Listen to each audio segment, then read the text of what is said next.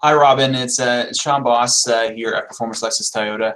I was just talking with Stephanie the other day, and we're talking about your possible trade and looking at a new vehicle with us. So we're doing something a little bit different here at Performance Toyota due to COVID and not being able to see cars in person, and also the inconvenience of coming down here. If you didn't want to. So what I can do for you, I got some information from Steph in regards to your car. I'm going to go through what's called a virtual trade appraisal on my systems that I use to get a number for you. So I'm just going to flip my screen for you and just show you some of the metrics and give you an idea where we're coming from for a trade.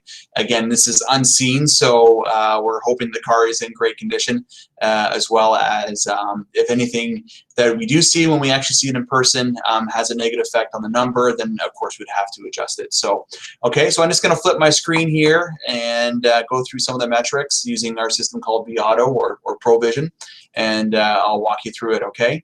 Again, once you get this video, if you have any questions, you can definitely give Steph a call, or you can even call me directly if you want, and I can explain further. Okay, so I'm just going to flip my screen over so you can see what I'm talking about. It's just a little bit more user-friendly, and then we'll go from there. All right, so my screen should be showing up on the video now. So this is what we call vAuto or ProVision. So with the information I got from Steph, your VIN number, your kilometers, I know it's an approximate. I'm assuming you don't exactly have 38,000 K on it. It's a Chevrolet Cruze LT Turbo. Unsure of the color, but it doesn't really matter at this point.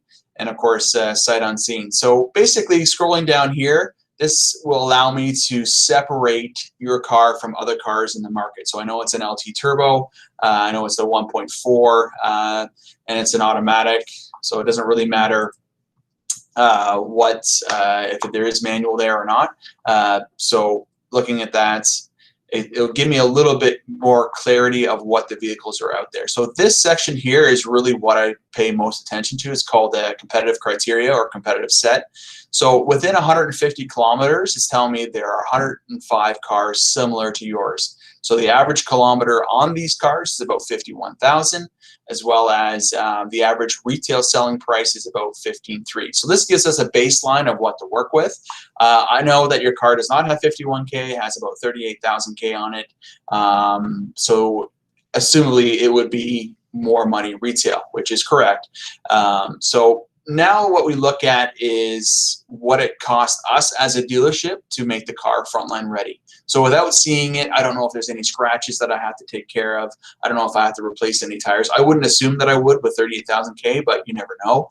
Also, any damage on the vehicle. Also, any issues like any engine lights, or if there's any tie rod concerns or steering or air conditioning or brakes and all that kind of stuff. So we sort of set up that we won't really need to invest that much money in. So if I look over here, we're looking at reconditioning costs. So probably we only have to spend about $300 to make the car frontline ready, either be any cosmetic work. Also on the certification side, this $900 includes a safety, which is roughly about $150, as well as it gave us a little bit of a buffer on if we had to repair anything to it. So this number here, the profit-wise, so this is approximately what we want to make as a minimum on the deal. So we try to make a little bit more, but we'd be happy with making $1,800 gross profit. And this is the number appraisal that it automatically pops in. These numbers here, the 94% of market. So the easiest way to explain that, if your car was, if there was more cars like yours, same kilometers, all that kind of stuff, and I priced it at 16.9, and all the other cars out there are priced at 16.9, that will mean I'm 100% of market.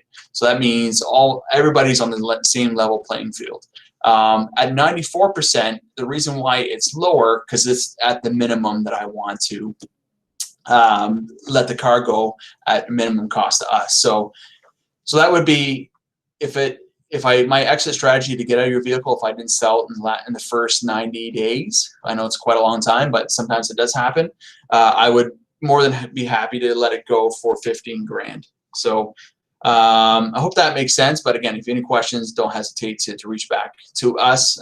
So I've come up with a number. I'd probably retail it somewhere in the range of about 16.9. That would be the right number in the market. So I would invest probably about $12,000 into it in hopes of not having that many reconditioning costs, and then hopes of at minimum making about $800, or sorry, $1,800. So I hope that makes sense. Again, being a sight unseen appraisal, there's other factors that could be involved. We could pay more money for your trade if it's super clean, or we may have to deduct some money off the $12,000 if there's something that needs to be taken care of that I haven't worked out in my my appraisal process. So again, I hope this was helpful.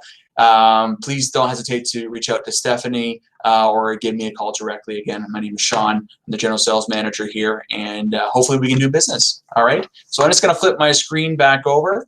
You might see me stare awkwardly into the camera for a little bit until this closes off. But again, thanks for everything, and we'll definitely talk soon. Thank you.